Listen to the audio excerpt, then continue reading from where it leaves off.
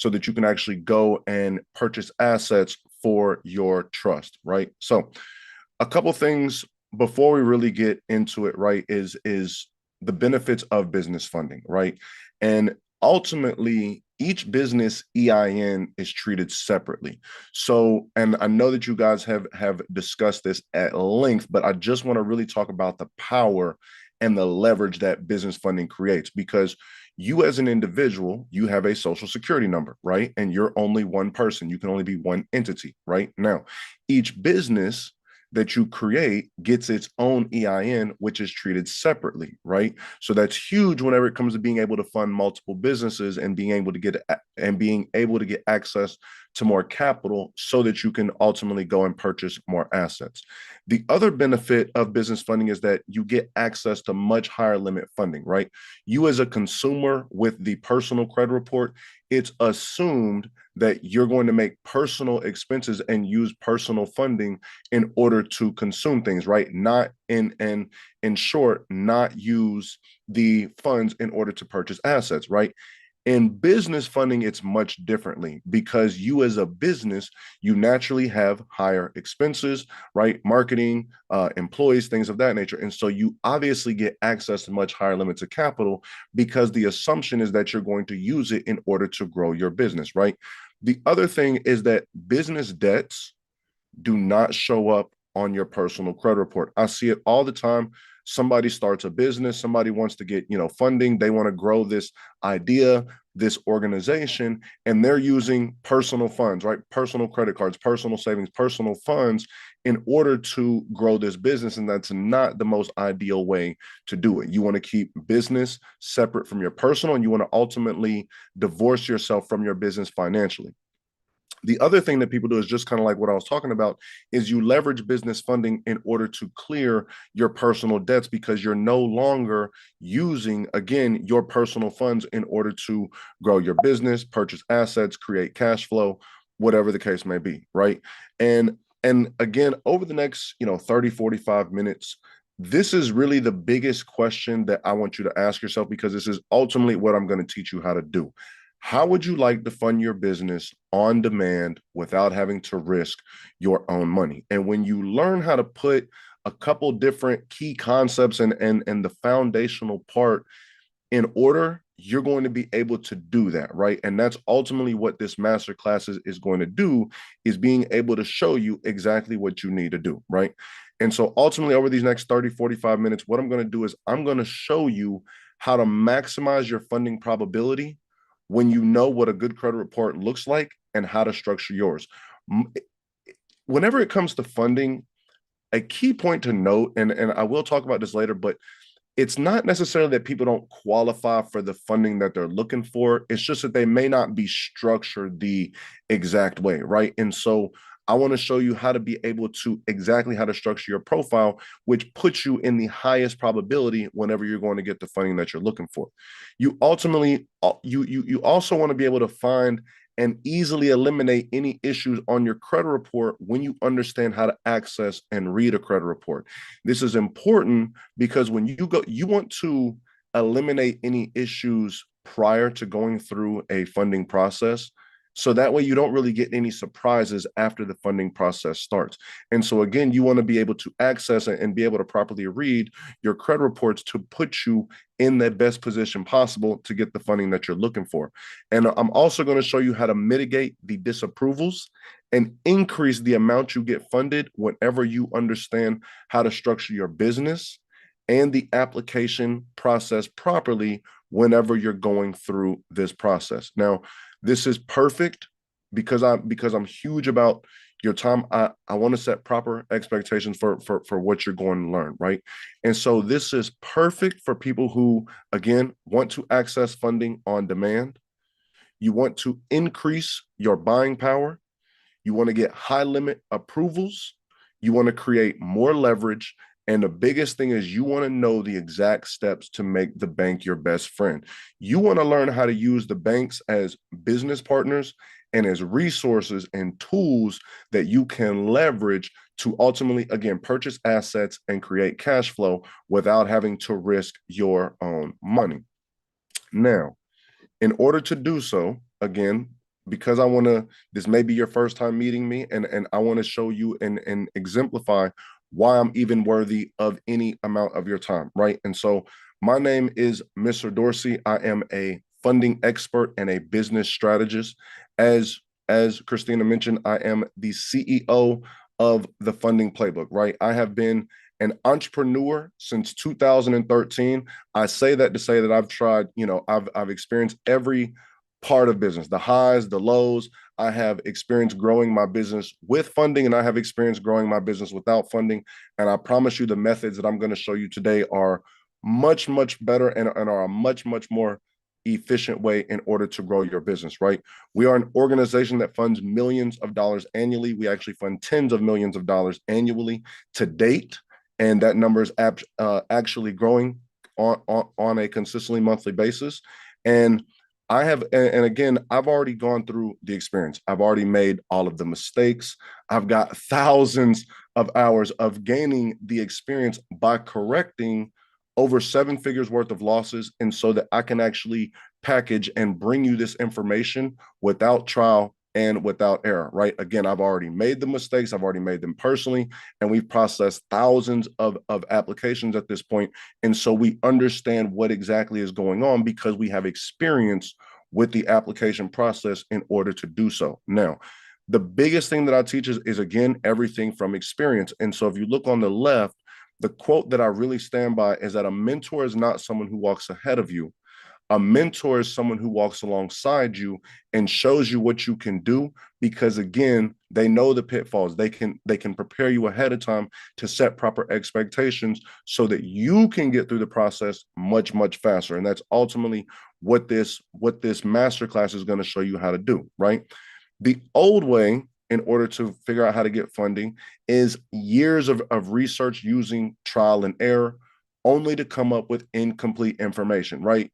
You might be going to YouTube University, you get some great information, right? You get some great ideas, but there's really nothing like having access to someone who's done it and ultimately having access to a community, right? You guys can, for example, go all over, YouTube and see all different things about trust, but it's a whole different scenario once you get inside 7 ways. And, she breaks it down directly. She gives you a, direct path, right? Because she has the complete information and has created a duplicatable process. It's the same exact way with funding, right? You want to eliminate trial and error, and you want to be able to do it right the first time in order to save time, energy, money, and resources, right? The other old way is trying to earn and save income to reach your dreams or support your family, right? How many times have you or someone been like, oh, if I could get 10,000 or 20,000 or 50,000 or 100,000, I would, invest in this or buy this. And they're ultimately they get stuck in this cycle where they're trying so hard to earn and save, and it really becomes a very challenging task and takes a lot longer time in order to do so. We can show you how to fund yourself $100,000 so that you can immediately start getting assets and creating cash flow a lot faster than it would take you in order to save 100,000, right? That's huge. The other old way is constantly being denied, or worst case, approved with high interest rates, right? We don't want to do that for clients. We want to show you exactly how to put you in the best position possible and to ultimately get those approvals. And the other old way is using earned revenue to continue to invest back into their business, right? If you look at the top companies, right, the top 500 companies performing, they are not using earned revenue in order to grow it back into their business. They are using business credit, they are using business funding, and they are purchasing assets and creating that cash flow.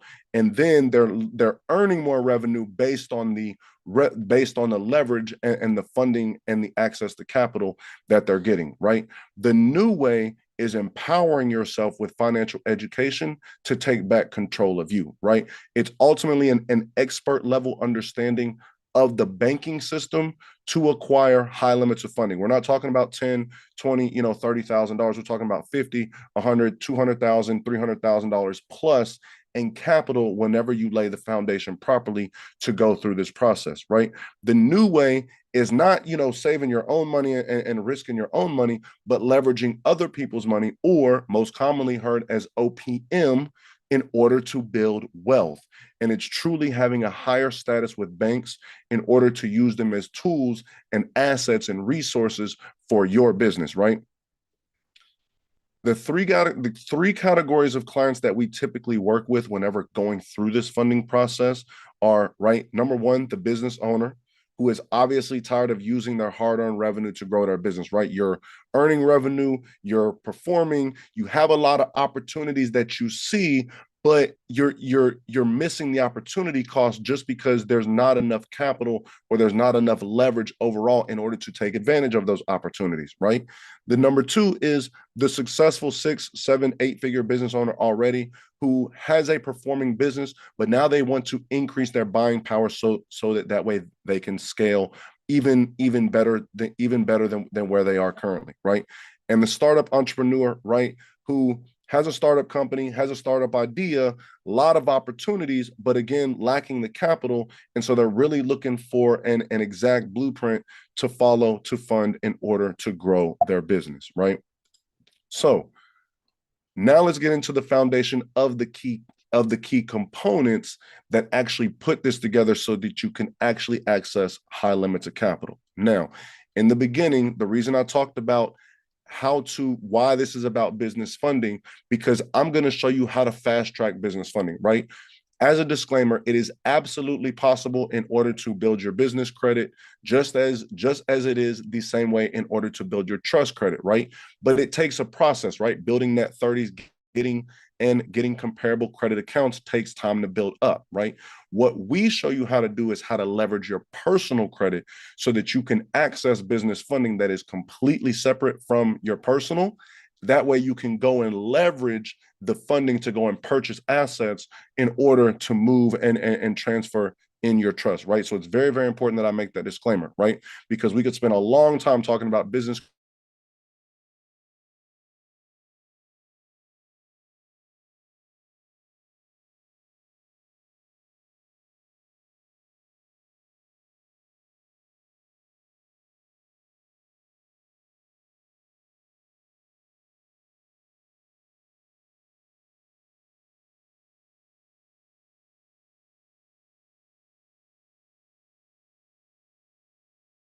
credit, corporate credit, and trust credit, right? So in order to do business funding and fast track business funding opportunities and your funding probability, credit reporting agencies that we're going to talk about today are the most common ones. There's TransUnion, there's Experian, and there's Equifax. Now, it's important that all of your information lines up exactly across all credit reporting agencies, because a miscommon assumption is that just because something is reporting to TransUnion or one of them, there's a huge misconception that it's assumed that it would be reporting the same exact information to the others. And that's not true at all, right? They are individual, privately owned companies. And so it's important that all of your information lines up exactly across all of the credit reporting agencies, right? You really want one name and one address for instant approvals. This can go for employers as well too. And I'll show you that in just a second, right? If you look over to the right, 21% national average credit denials. And again, a lot of those are not necessarily because somebody doesn't qualify for funding. It's just because their structure may not be in the best position possible, right? And so this is why I talk about this, and these are those reporting statistics. Again, the number one people get denied is due to non-matching information, because you may be, right, Bob Jones, but think about how many other Bob Jones there are in the world, right? And so this is why all of your information needs to match, because most people believe that we have scores with these credit reporting agencies, but we don't. We have data, and that data is tied to our names, addresses, phone numbers, and certain in information, and you don't want it to get tied to somebody else's, right? So it's important that when you go through this, you understand how to properly structure your profile, right, in order to begin with. So in the beginning, we're going to talk about the personal information section. If you look over on the right, it has TransUnion. If you go down in the next row, it has Equifax, and the next one has Experian, right? When you look at the names, you want your names to match completely across the board. So if you look in the name section for each one, they all say John Doe, right? For example, it would be a huge difference between John Doe and, for example, if, Equifax had John A. Doe, because you have to think about, for one, how many John Does are out there, but you also have to think about how many John A. Does are out there. So you want to make sure that your information matches up exactly, so that you don't potentially get your information crossed with anybody else who could potentially have the same name or information that you do, right? Also, date of birth. Again, you're not the only John Doe out there. So you want to make sure that your date of birth is the date of birth for you and not anyone else that could be potentially associated with your name, right? So very important, right? Your social security number, obviously you want to make sure that that is correct. The current residency, you really want that to be one address, and you want that to be consistent, because that makes you look more stable for the application, and it's going to increase the chances of your approval and a much higher limit approval. If you do have a prior residency, right, we suggest only having one current address mentioned. If you do happen to have a prior residency, that's okay. But you really want the prior residency, again, to be the same across all three credit reporting agencies, right? So very important there. Now, this is what the pre-qualification underwriting actually looks like, and the data points actually looks like whenever you're preparing to go through a funding process, right? So if you look on the different columns on the left, there's factors. We're going to talk about utilization. We're going to talk about inquiries, payment history, credit age, derogatory remarks, and total accounts. And then if you look across, you have TransUnion, Experian, and Equifax. Now, whenever you're dealing with utilization, right, this is important, because utilization, the percentage of utilization simply means the amount of credit that you're actually using as compared to your available limit, right? So let's use really, really simple numbers, right? Let's say you have $1,000 credit card. Let's just say, for example, you have $1,000 credit card. A lot of people believe that, hey, I have $1,000 credit card, I can use whatever I want of that credit card. As long as I make my payments on time, I'm in good standing, right? Which is true, but it's false whenever you're preparing to go through the funding process. When you're preparing to go through the funding process, you want to make it look like you don't need as much capital as you may need, right? For simplicity, institutions and banks want to give more money to people who look like they don't need money. They don't want to give their funds or take as much risk for someone who looks like they need the funds, right? So utilization plays a huge factor in that. You want your utilization to be under 30% minimally, ideally less than 10%, right? So in simple math, let's say you have $1,000 credit card, like we were talking about a second ago. You don't want that balance to go over 30%. 30% of $1,000 is $300. So you don't want your score, you don't want your balance on that particular card to go over 30% utilization. But again, the lower the utilization, the better position you're going to be in whenever you go for funding. Now, it's also important to note that this is per account. You have to be under 30% per account, not just overall, right? So that's very, very important. Each individual account has to be under 30%, which would ultimately put your overall utilization under 30% as well. Now, inquiries, whenever you're looking at your credit report, inquiries do not really hurt your credit report. So most people think that they're not really important, right? They don't really hurt your credit report, but what they do show is, quote unquote, how credit desperate you may be. And so when you're going through a funding process, inquiries show up on your credit report for 2 years, but they really only matter the last 6 to 12 months. Within the last 6 to 12 months, especially within the last 6 months, you really don't want to see more than 2 inquiries, maximum 3 whenever you're preparing to go through the funding process, right? Now, payment history. You want your payment history to be 100%, right? If you want to get access to high limits of capital, you need to be able to show that you've been able to manage or properly take care of any funds that you've had previously. You want it to be 100% payment history, just so that you can, again, make this process as seamless as possible, and you can get as much funding as possible. Now, credit age, you really, even especially in this economy, you want an average of 4+ years. Obviously, the older credit that, average history that you have, the better. Derogatory remarks, no derogatory remarks, right? Especially in this economy. No collections, no late payments, no bankruptcies, right? Nothing of that nature, because you want to get access to high limits of capital. So you don't want any of this negative information being reported on your behalf that could potentially limit your funding, right? Total accounts, you really want multiple different accounts, and you really want 10 plus accounts, right? This can be a combination of, auto loans, credit cards, personal loans, mortgages, etc. But you really want to have multiple accounts to be able to show the history of you being able to manage those accounts. Now, if you look at the bottom, I always note these are the ideal metrics for maximum approvals, but they are not the absolute determinants for approvals, right? This process focuses less on the score and more on the accounts that actually make up the profile, right? So when you're going through a funding process, contrary to popular belief, the credit score does not matter at all, right? It's more the profile that actually makes up the the complete profile, and that actually puts the score together, right? So very, very important to know that. Now, for you to, you know, for you to identify the issues, and for you to actually properly read your credit report, you have to know how to access it, right?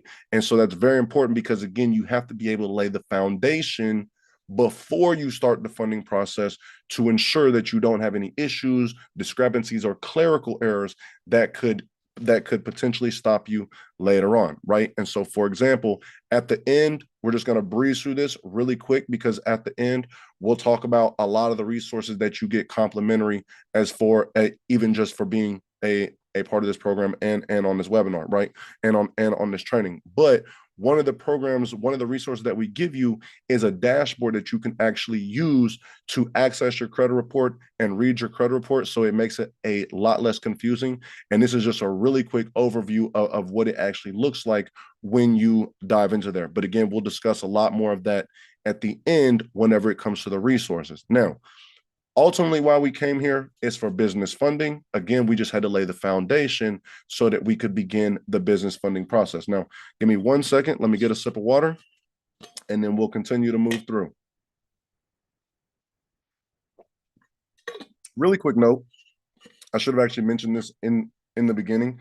At the end of this, you're actually going to get a copy of this presentation. So primarily, if I was just saying that just because I want to make sure that you do take notes, but at the end, I want you to focus more on your questions, because again, you're going to get the copy of this exact presentation at the end. So I should have mentioned that in the beginning, but perfectly fine. And again, I want to make sure we answer your questions at the end. Now, getting into business funding, just like the foundation and structure is important on the personal credit, on your personal profile, it's the same exact thing whenever it comes to building business credit as well, right?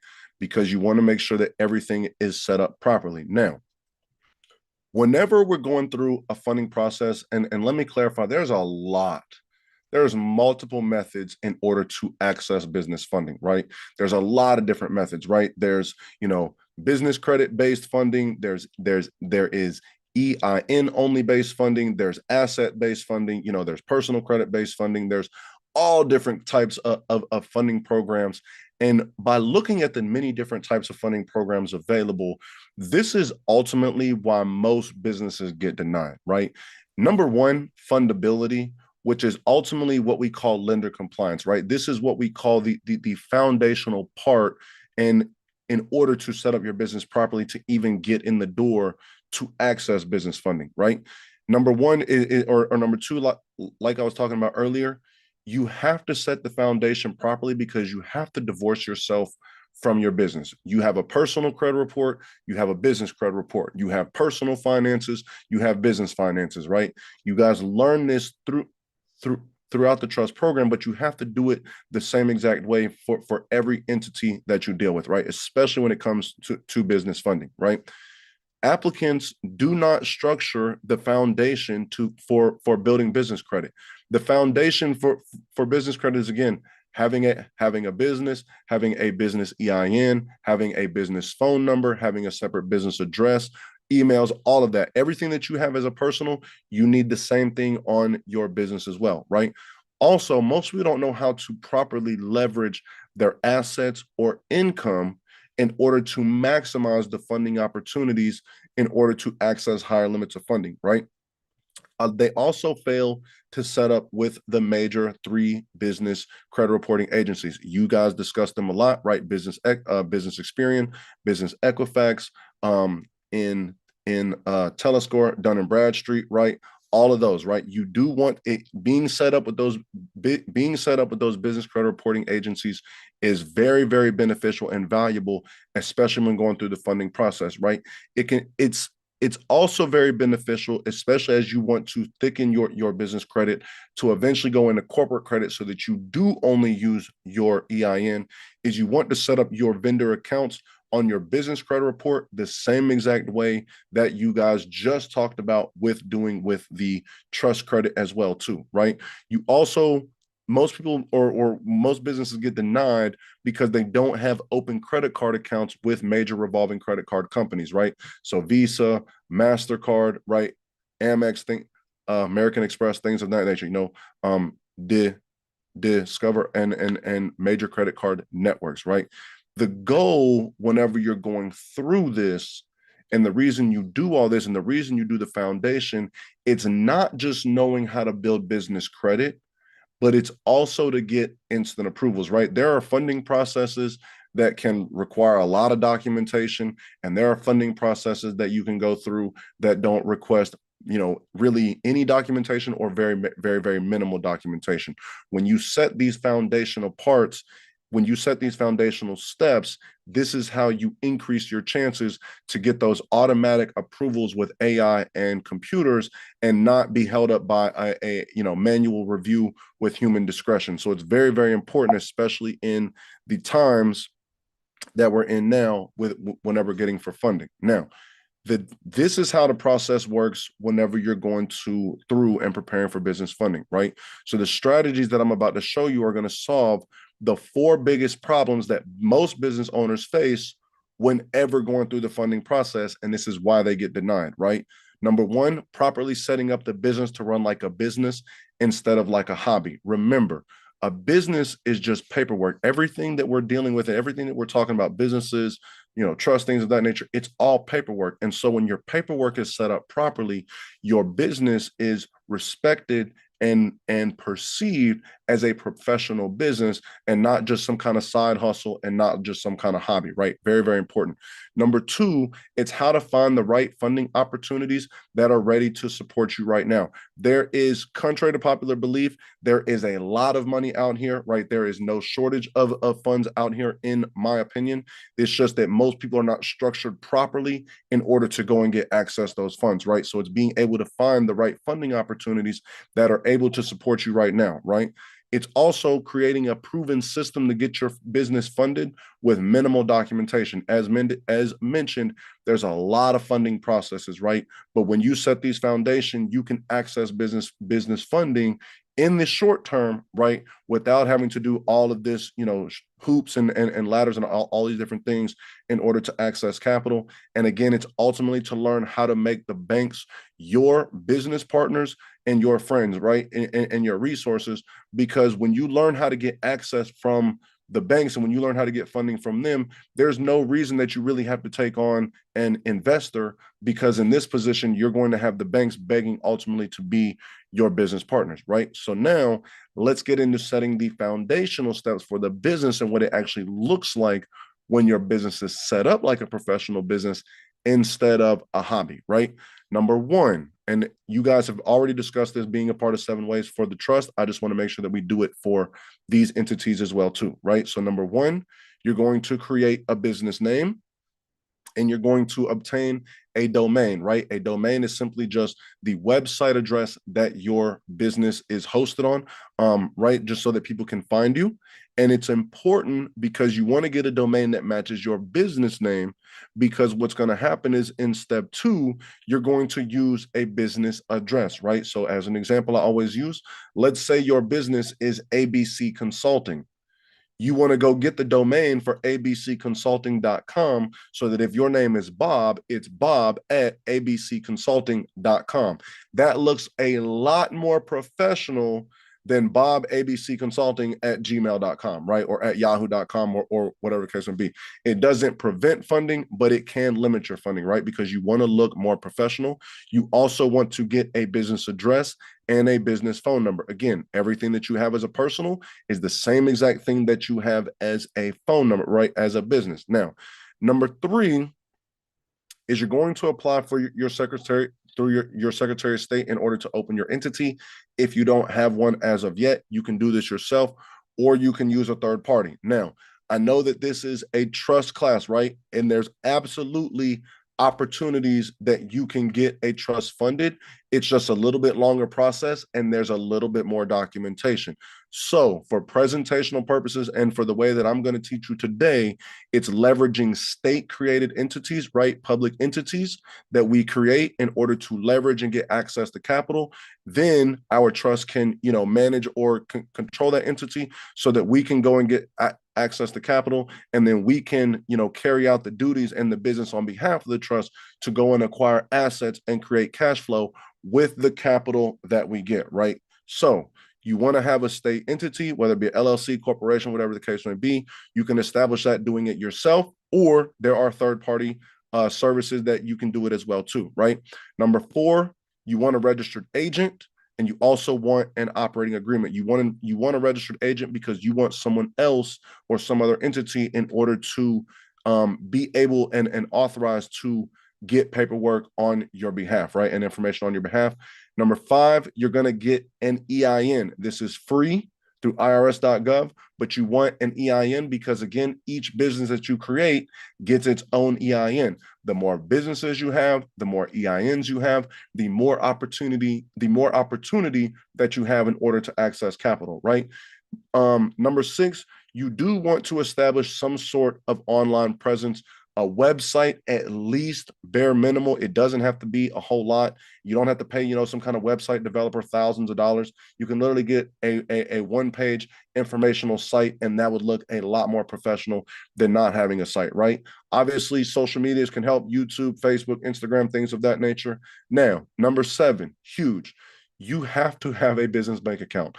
I cannot tell you how many businesses that I consult with on a consistent basis who have a business, but they do not have a business bank account. Again, you have to divorce yourself financially. You need a business bank account, right? And there are also other benefits and services that come along with business bank accounts as compared to personal as well too.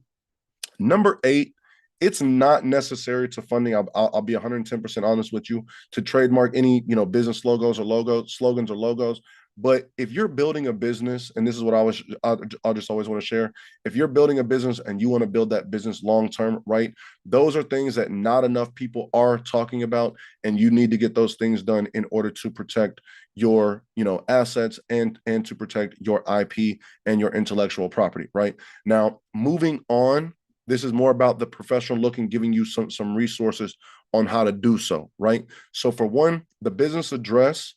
You guys have talked about virtual offices. I'm a huge fan of virtual offices. They give you a physical address and a suite number, which looks a lot better than your home address.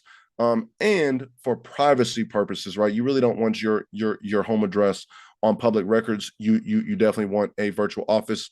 It looks much better for you. And then, of course, if your business requires a brick and mortar, obviously you can get a physical building, but a virtual office will put you in the same perceived professional category without having to go and get a building if you don't need one, right? Now, lending can be cut dramatically due to a home address. You can, since COVID, businesses can access funding at home address. We've successfully done it consistently. But again, your lending can be cut dramatically just because you do have a home address, right? No PO boxes, no UPS addresses. And then business credit report is linked to Google Analytics. That's important when establishing business credit, as you want to eventually go on and establish corporate credit, that is funding based on solely on the EIN. And it also helps for verification purposes with Google Analytics when you set up your business, right? phone number. You obviously, again, you want a separate phone number from business and personal. You don't have to go and open up a whole line with Verizon, AT&T, right? Whoever. You can use what we call VoIPs, which are voice over IPs. Most commonly, Ring Central, or Vonage. Another one that's not listed here is Call 8. That's KALL, with the number 8, right? And then you want to register your business number to Google and 411, again, especially if you want to go on to establish business credit that eventually goes on to only get funding based on the EIN. Now, email, website, and domains. GoDaddy is very, very common in order to get your domains. And then Google Domains is also awesome as well. If you don't have to, create some kind of crazy email, it can literally be something generic. It can be your first name.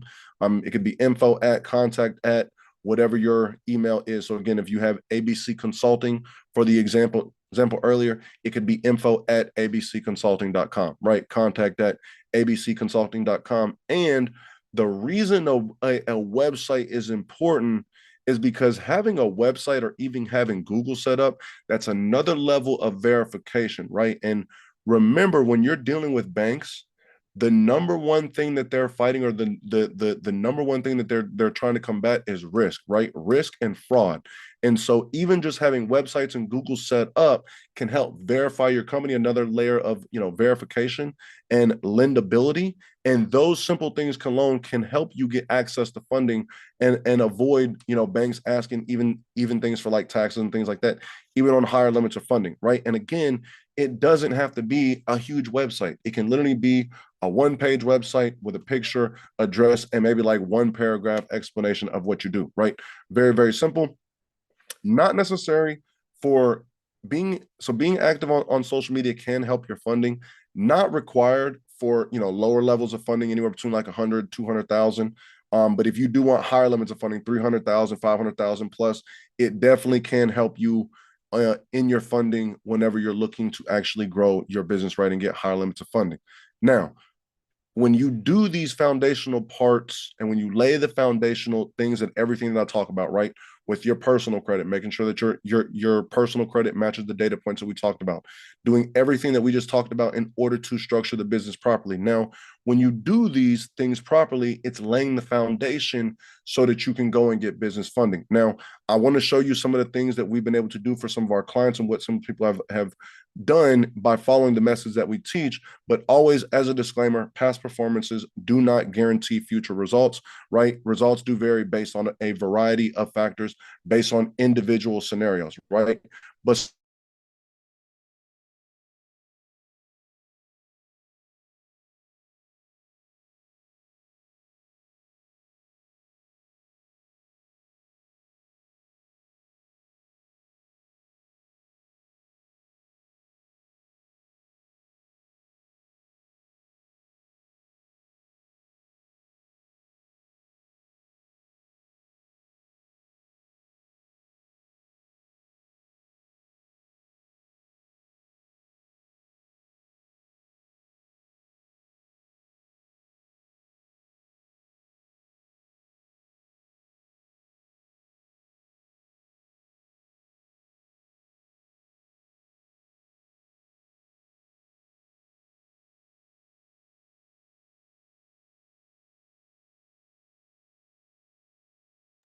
I think we lost Brian.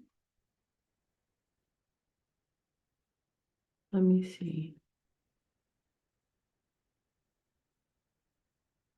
Yep, we sure did. Okay, we'll give him a couple minutes to get back on.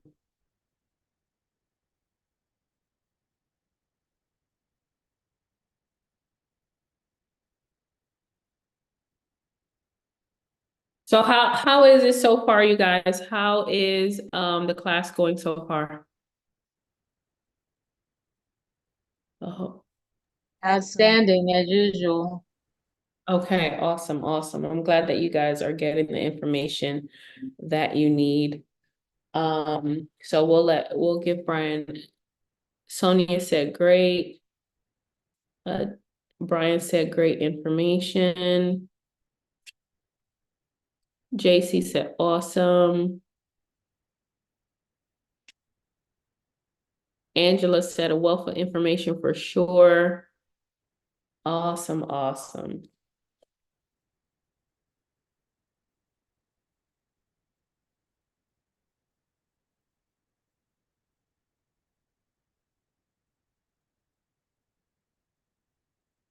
All right, so Brian's on his way back. So we'll I just got wait. my paper, my paper, ivory paper. I'm printing out my business trust now.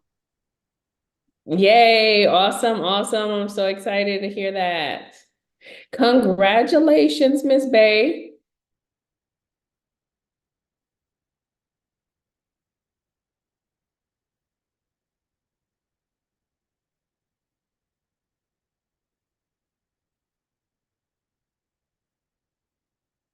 So who else has some progress that they've made so far?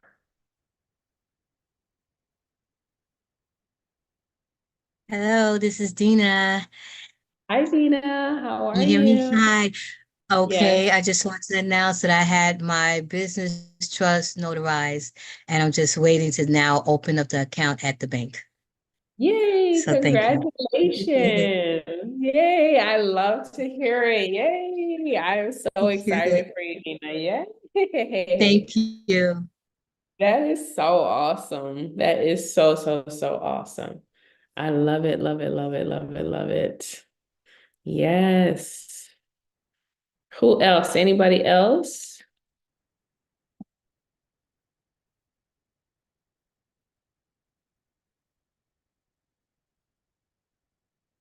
Not yet.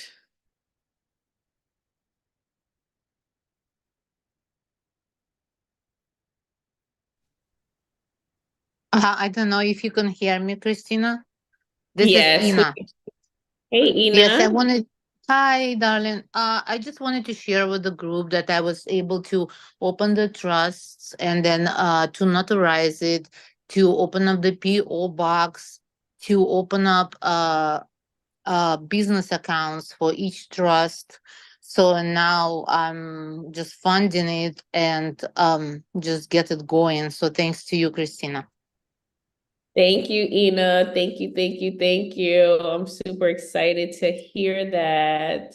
Yeah, what about assets? Did you put assets in the trust?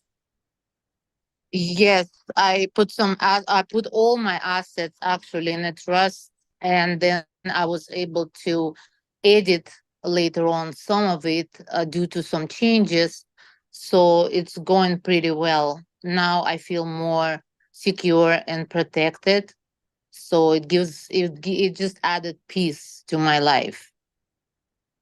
Yay, I'm super excited. Congratulations, Ina. Congratulations for Thanks to you, Miss Christina. Yes, thank you. I'm so excited. Because you actually did the work though. You did the hard work. You got everything notarized. You started, moving all your assets and transferring stuff. So that's good. You did, did the hard work now so that your family can reap the rewards later by all of the sacrifices that you're making today. So I'm proud Yes, of you. exactly. Thank you. You're welcome. And I'm proud of everybody on the call because you guys are amazing. And like I always say, like you guys are really breaking the chains on your family, on your lineage. You guys are the generational curse breakers. So you are doing the hard work right now so that your children's children can reap all of the rewards, right? So it's up to you for you to be able to change your family's life, right? For you to be the first millionaire in your family, for you to then be able to build this generational wealth, for you to give your children the good life, for you to, change the trajectory of their life. So you guys are doing everything right now. You're setting up your estate, you're building a legacy, you're going to leave a legacy, you're going to have all of these, provisions in place for your children and all the future beneficiaries. I So opened up my brokerage. I yeah, opened up the brokerage. I sent the application in. yay! I love it. I I'm, love it. I love it. Oh my I'm God. Like, trying. I'm getting there.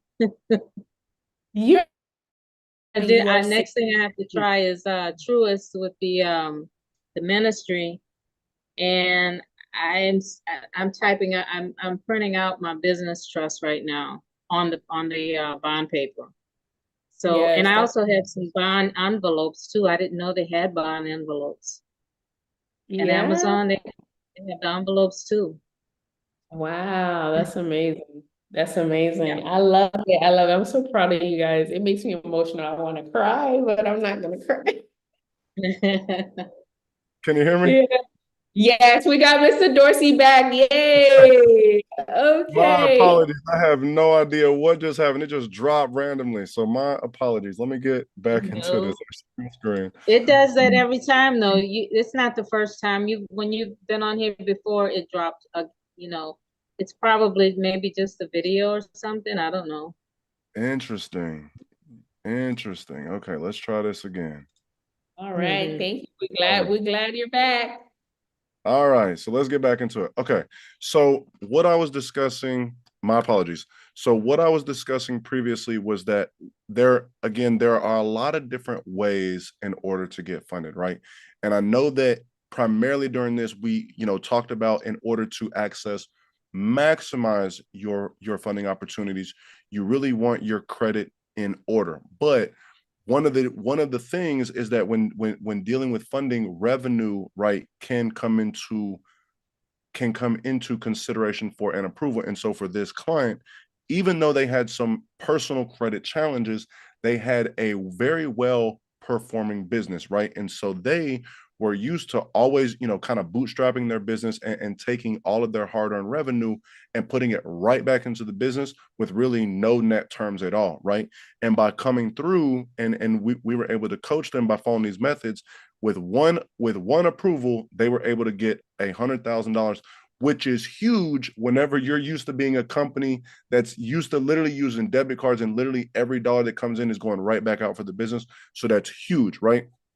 The other part is that one of the biggest lenders and one of our biggest lenders that we use is Chase, right? And so one of the misconceptions whenever it comes to funding is that people, believe that, hey, my business is less than a year old, right? And a lot of times we're able to fund businesses, at least 30 days old.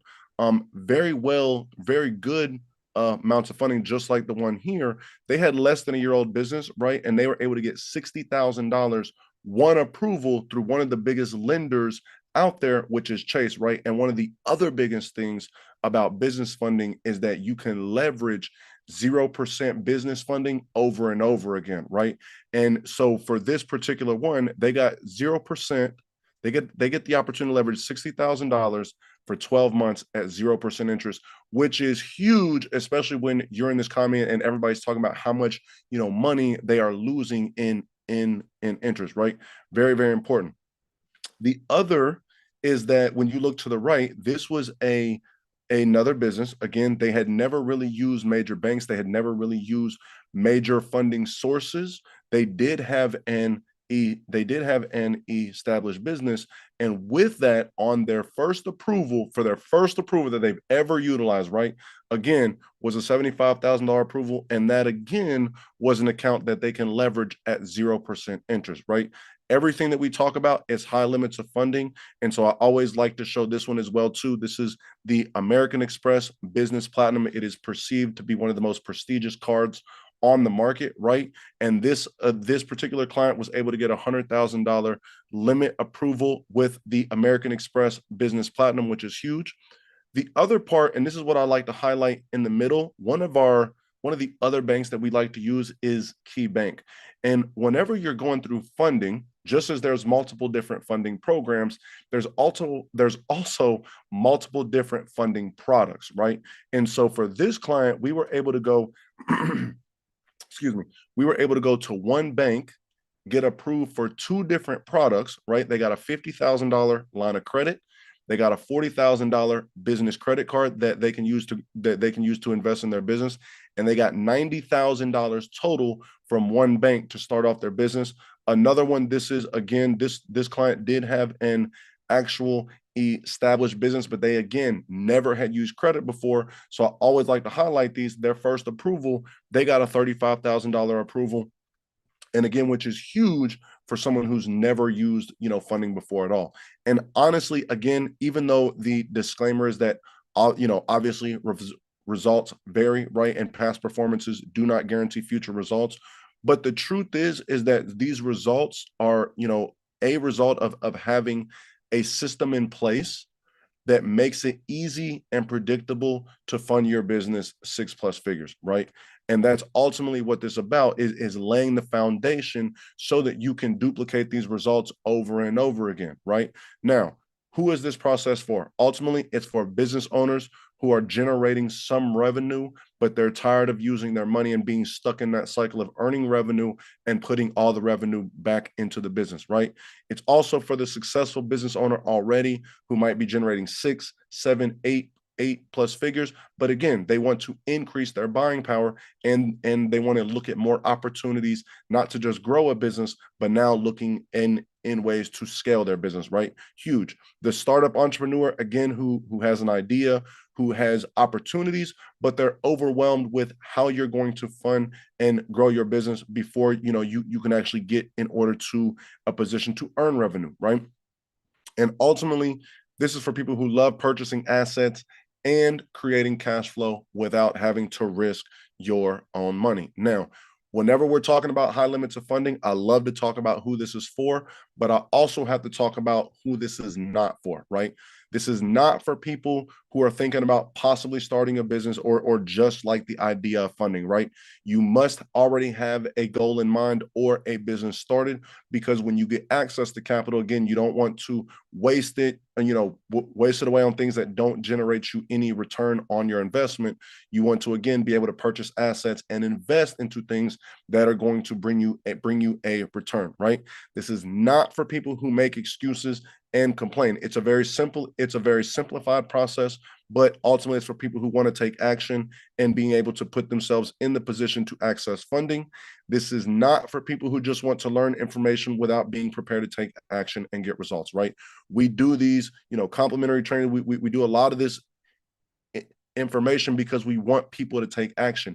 There's no benefit to you coming here and just saying, oh, that was good information, but not implementing or not taking action or not at least beginning the first steps in order to get access to capital, right? And this is ultimately not for people who are not serious about receiving an additional 6+ figures in funding, right? Now, I know we've discussed a lot of things. I know we went really quick, right? But at the end of the day, there's really only 2 things that matter whenever it comes to the funding process, right? Number 1, setting the foundation to maximize your funding opportunities. Number 2, getting high limit approvals, right? Those are the only 2 things that matter over everything that we talk about, right? And we do this by another 2 steps, right? We do this by knowing exactly what it takes not to get denied, which we discussed. Because when you understand why most other businesses get denied, you understand how to do the opposite, right? So that you ultimately get a better result, which is that approval, right? And ultimately building that business credit. And it's also by following a simplified process to achieve consistent high limit funding results, right? Now, these are what you actually need to begin the funding process, right? These are the minimum qualifications, right? Now, ideally, I know we said the score doesn't really matter, but typically whenever you're looking at the profile, scores with 680 plus, they don't necessarily mean that you're going to automatically get approved, but that typically means that there's no collections, there's no issues right there, right? So typically when you're looking at this, you're looking at a 680 plus personal credit score across the board. Remember, there's TransUnion, there's Equifax, and there is Experian on the personal credit report, right? You really want 2 major credit cards. Again, there's Visa, MasterCards, Amex, Discover, right? Things of that nature. You really want your credit cards to really be 2 years old with $3,000 plus limits. No derogatory remarks. Remember, no collections, no charge-offs, no late payments, no bankruptcies, right? No foreclosures, things of that nature. Now, no late payments within the last 24 months. It is possible in order for you to get funded, but there cannot be any late payments within the last 24 months, right? Again, these are the minimum qualifications.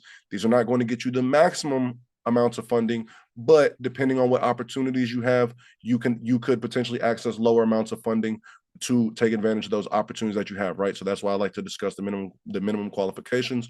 No more than 3 new inquiries within the last 6 to 12 months. Remember, inquiries don't affect your credit score a lot, but they just show, quote unquote, how credit desperate you are, right? You really want the 2+ average year age history. And for those of you who may be familiar, AUs, which stand for authorized users, do not help for business funding. They absolutely do help you whenever you're going through a personal funding process or when you're looking to access personal products. But when you are looking for business funding, they want to see comparable credit to what you have been able to do personally, right? So very, very important that I mention that. No new accounts within the last 6 months. 1 to 30% utilization, right? The lower the utilization, the better. Again, remember, banks always want to give money to people who don't look like they need money, right? So always remember that the lower the utilization, the better. And just as a quick note, business credit cards typically double the highest personal limit on your personal credit cards, right? Now, what you need to apply and some common misconceptions, right? Basic details about you and your business, right? So your personal information and your business information, which is important. Why we went through this process to talk about divorcing yourself from your business, because it looks so much better when your personal information is completely different than your business information, right? Now, a common misconception is that you need to generate revenue in order to get funded. You do not have to generate revenue in order to get funded, but you do need opportunity to be able to invest in. And when you do have opportunity that you're able to invest in, you can use a combination of projected income, which is what you would be able to realistically grow the business to after you get access to the capital, or you can use household income in consideration for your financial applications as well too, which really means anybody over 18 over the age of 18 in your household, you could use their income into consideration for your applications, right? Now, by doing this, these are all the things that we, showed you how to do, and these are all the things that you need to do in order to set the foundational part in order to get you funded, right? That's in order to set the foundation. Now, we have a management service where we can actually fully facilitate the process for you. Our goal is to fund you $100,000 plus, and this is how we make it in the fastest time possible, right? There's a very, very simple process to do so, right? Number one, you would submit your information, which again is your personal or your business information. We do a complimentary audit where we verify your information and we perform a pre-approval qualification based on the information that you provided. Once you're qualified, you're actually going to schedule a funding development session for us, where on that we begin to actually create your sequence and actually put together the first steps that we need to do in order to get you funded. And then ultimately, after all of that, we run the play leveraging our funding resources, which is ultimately a network of hundreds of bankers across the United States, right? Now, as a disclaimer, when you're working with us, responses do take anywhere between 12 to 48 hours. I promise you, when you submit your information, my support team is on it. That's probably the biggest thing that we're always updating is our support team, communication channels, and always looking to, again, always getting our, progressively on there. So I say that to say that all of your responses typically take 12 to 48 hours. Please monitor your spam and promotional email folder. Anytime there's ever a delay in responses, that has been where the information has been, right? Very, very important. Now, after we do the review, after we do the audit, complimentary, you do get a personal one-on-one strategy session with me and you to determine your first steps, right? Most of the time you will get to speak with me, especially being a part of 7 Ways. Sometimes just because of time, you may speak to someone else on my team. But for 7 Ways specifically, I do try to show up personally for that. But if for whatever reason you do get scheduled with one of my team members, I promise you, I personally trained them and taught them everything they know. So I promise you, they are, just as educated and thorough as I am, right? And on that, you get a personal one-on-one strategy session in order to determine the first steps in order to get you funded. In order to begin, Christina actually has a referral link, where we actually begin the qualification process and the auditing process for you in order to get you taken care of, right? Now, again, at the end of this, you're going to get a copy of this presentation. First thing, this is what it is. The funding development session, right? This is the actions that we need to figure out in order to get you funded. That will actually have Christina's link in there as well too. We do have, if you do have any, issues with your personal credit, there's something that we would discuss with you about, which is the Foundation for Funding Bundle, which is a 4-week video series that trains you on how to get your personal credit issues taken care of. If you do have any issues with that, like I said, and then we do give you a free ebook that simplifies and gives you practical steps in order to position your personal credit. It's noted when you get the presentation, all of you're going to click the titles, and those titles will take you to the respective links. So you're going to click, either Funding Development Consultation, Foundation for Funding Bundle, or the Credit Made Simple ebook, and they will give you the relevant resources. Right now, I know again we went really fast. I tried to cover as much as possible. I tried to make as detailed as possible in the amount of time frame that we had, but naturally there are generally some kind of questions or concerns that you may have. So I did want to take the time now in order to answer those for you if anyone does have any questions. Thank you so much, Brian. We really, really, really appreciate you coming in, pouring into the community and educating us on business credit, the importance of it, how we can establish it, and how we can get into that routine and mindset shift of using other people's money in order to build our wealth. That's what the wealthy do, and that's what we need to do. And Brian has the blueprint. So with that being said, we're going to open up the floor for any questions that you might have regarding any of the information that we went over today, any of the information that Brian went over. So the first hand I see is Miss Alania Bay. Hey, I just wanted to ask a question. Do you all go by the FICO scores or the individual credit consumer agencies? So ultimately, whenever you're going through the funding process, the FICO score matters the most, and that's the score that's actually going to be the determinant in order to get you approved. Now, in order for us to do the audit, remember, we don't really focus on the score. We're focused more on the profile. So you can either send us a FICO report, or you can send us a general Vantage score report, or whatever the case may be, because again, we're not really looking at the score itself.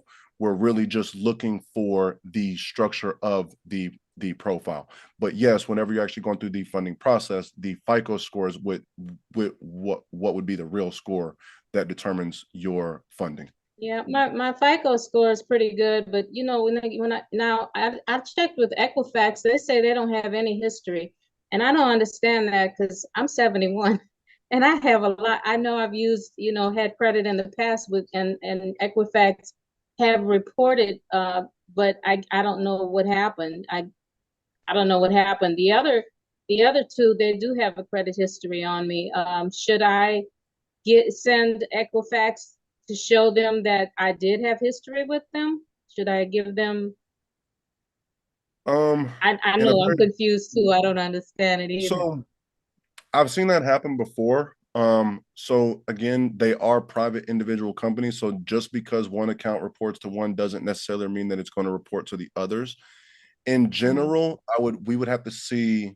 The best thing that I would say is submit your information so that we could see it, and so that we can actually see the specific accounts that are reporting, and then we can best advise you. But the biggest thing that I would say more generally is, without taking a much deeper look, is that just because something is reporting to one of the bureaus doesn't mean that it's going to report to the others. So I have seen that happen before, but I've also seen it be factual, and I've also seen circumstances where it was a mistake as well too.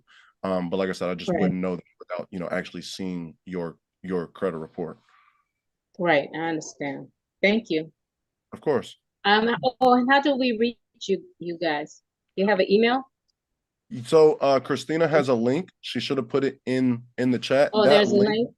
yes, ma'am. So the Oh, very first thing okay. that happens is you'll submit your link. My team will request the copy of the credit report and your business info. And then what happens is after we get that information and we audit it, the next thing is they will actually schedule you with a one-on-one call with us. So then that's whenever we're Okay. able to, discuss, hey, this is the situation, this is what we would do in order to correct whatever issue that you're having. Do you work with the business trust and the foreign grantors trust? So yes, we can fund trust. Now remember, the thing that I want to say this is that we can absolutely fund trust. It's just that there is a lot more documentation involved with trust. So when you're going through public entities because they're verified, quote unquote verified, you can get funding a lot of times with very minimal documentation or without any financial documentation. When I say financial documentation, I mean tax returns, P&Ls, cash flow statements, bank statements, things of that nature. When you use trust, they're going to want the financial documentation that's going to support and a lot more of the ownership information and just a lot more details about you and the business before going through the funding process. So we absolutely can fund the trust if you have the documentation to support it. What I always like to say, just because some certain companies may not have all the documentation that they need in order to get decent limits for the trust, what I always tell people to do, get a public entity, whether LLC, corporation, etc. Use that just for funding purposes. Go through, get the funding, and then you could potentially use those funds in order to go and purchase assets and bring it back to the trust. I did have an LLC. I did have an LLC. I dissolved one of them, and I had started receiving things from American Express. And also Uline still sends me, but they send it in the wrong LLC. So should I guess I shouldn't do anything and just make sure that the LLC that I do have is known. And how do I make that known? As long as it's, that I have it. Huh? How do as go ahead. How do I, okay, I have a LLC still, but I haven't used it yet. How do I make it known so that these people can know that I do have an LLC? You would just update. So you would just go to your Secretary of State and you would just make sure that all of the business info is up to date as far as ownership, address, contact information. And then Okay. pretty much all of those companies, they're just getting the information from public records. So you just want to make sure that info is updated on public records for that particular entity, and then they'll automatically be able to find you. It's all just Okay, really yeah, just that's in Wyoming. I do have a registered agent for it. You don't have to have a registered agent for a business trust, though, do you? You don't necessarily have to. You don't necessarily have to. I always like to use registered agents personally for me, just because I'm a private person, so I just don't want people, to contact me directly. I just have, different parties or different entities represent me on my behalf, but that's just for me or my personal preference. As far as, funding process, it just looks a lot better whenever you do have a registered agent. Okay. Thank you. Appreciate that. Perfect. Okay. You're welcome. All right. Thank you, Ms. Faye, for that good question. Next, we're gonna move on to Ms. Tina. Hello. Thank you, Hi. Mr. Dorsey, for your information and of course your time. Here is my question.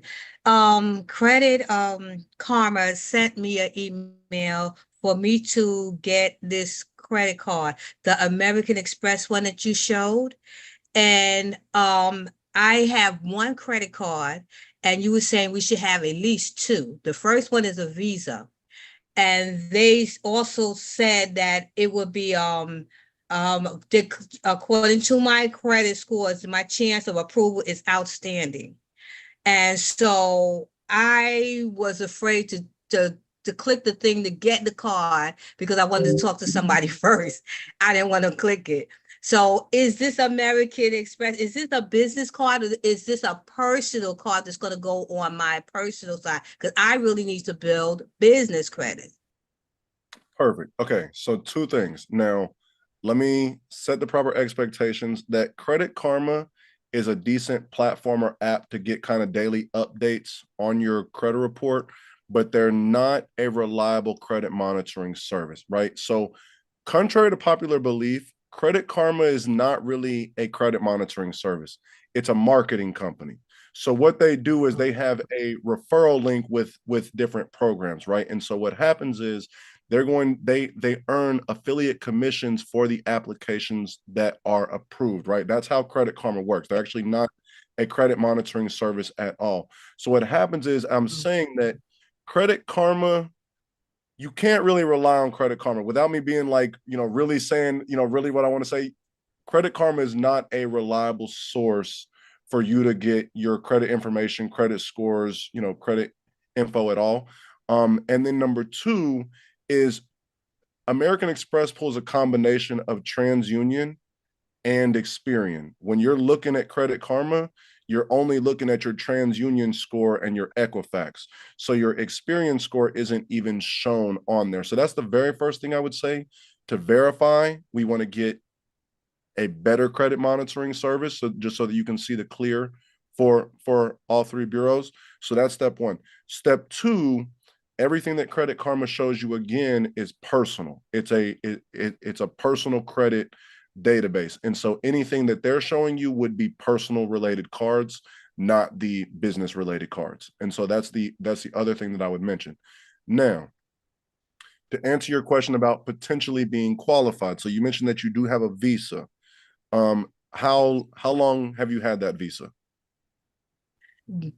This next year it will make it 2 years. Okay, next year A will make it little 2 over years. 2 years that I've had it. Okay, and what is the limit on that card? It's only 2,500. Okay, so that's not bad. I mean, that's a decent limit. I would say that what I would always suggest, I would obviously have to see your personal credit report to give you much better advice, or more specific advice. But based on what you've kind of told me generally, that's not a bad position to be in, especially since you do have a $2,500 limit. And so what I would say is go through a business funding process first, get access to whatever business funding that you could get. There is opportunity where you could actually clean the inquiries after going through business funding. And then I would suggest going through a personal funding process to open up and add more accounts to that personal. Does that make sense? Okay. Yeah. So in other words, it's okay if I do get one more personal card, but focus more towards the business credit card building at this point. Correct. So And yes. so at this point that I could work with you or to decide which cards I should start with. I understand we have in our resource, Christina gave us a tier 1 and tier 2 and certain credit cards that we should start with. And so I don't know exactly where should I start at where it says 1 or 2, go in that order, or do I, or should I pick which one is best for my credit score, or how I should actually go about it. But that's where I want to go now. I'll get the one other card and then I'll start working on the business. But my question also is that I just got a card from Home Depot, gave me a card. And so I accepted that card. So now how long do I have to wait before I can apply again to try to get another personal card? So I'll have 2 major credit cards. So if you just got another, so for clarification, what I was saying is before you added any more personal cards, I would go through business funding first and then clean the inquiries and then do the personal cards, because there's 2 things that's going to happen. Anytime you add a new personal account to your profile, you're going to get the inquiry involved with it, but it's also going to drop the average age because you're going to have a new account.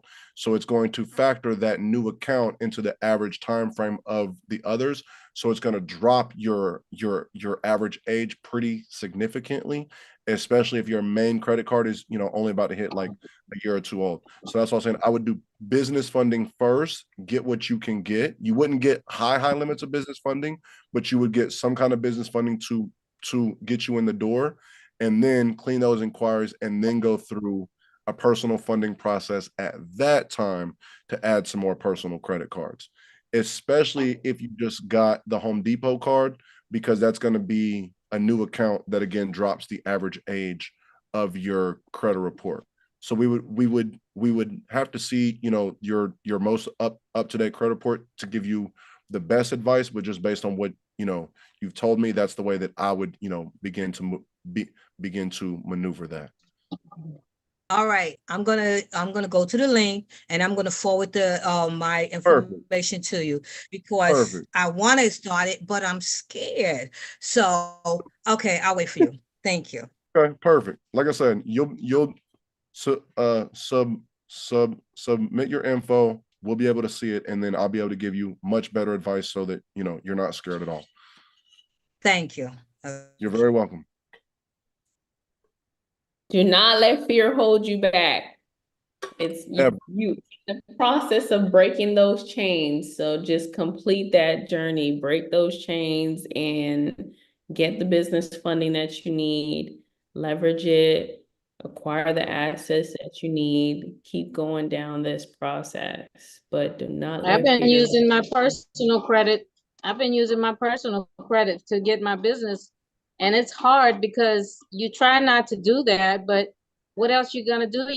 I gotta do it. And I had a $11,000 credit limit with Navy Federal Credit Union, right? And I have 2,000 left on the card. So however, my payment history is exceptional. They say I have never missed a payment. I know that doesn't really all matter to, you know, when you've reached over the what they call it, the credit Utilization. limit or something. Yeah, utilization, yeah. So that's one thing I got to deal with. And so definitely I do need some business credit. Of course. Yeah. And there are some strategies that we can use. We would have to lower the utilization on those cards prior to going through the funding sequence, but there's a number of different strategies that, you know, we can use in order to lower the balance on those cards to then begin the business funding process.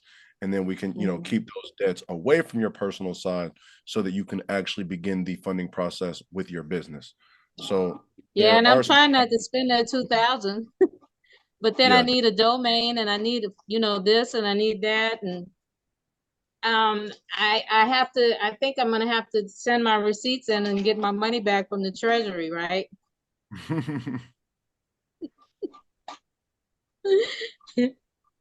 well, like I said, there But are yeah, that's the only problem that I had. okay. Well, like I said, for me to best assist you, just submit your information. We can see it, you know, more specific, and then we can actually begin to, you know, figure out a game plan and, you know, time frame that actually fits your current circumstances. You're welcome. You're welcome. All right, who else? Who do we have next? Anybody else have any other questions? Any other questions? Any other questions?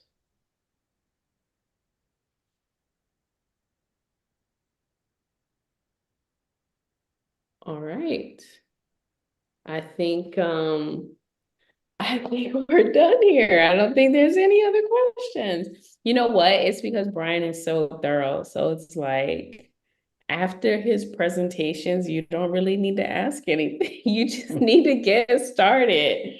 So I did put the link inside of the chat. You guys go ahead and click on the link so that you can put your information in there, and Brian and his team will be able to reach out and let you know, what position you're in so that you can go, move forward with the funding, okay? So that is definitely something that you guys want to do. Even if you feel like you're not ready, then they can point you in the direction of, if you have like any blemishes on your credit, they can point you in the direction of getting it, repaired or recovered or fixed so that you can get ready for the funding that you're going to need.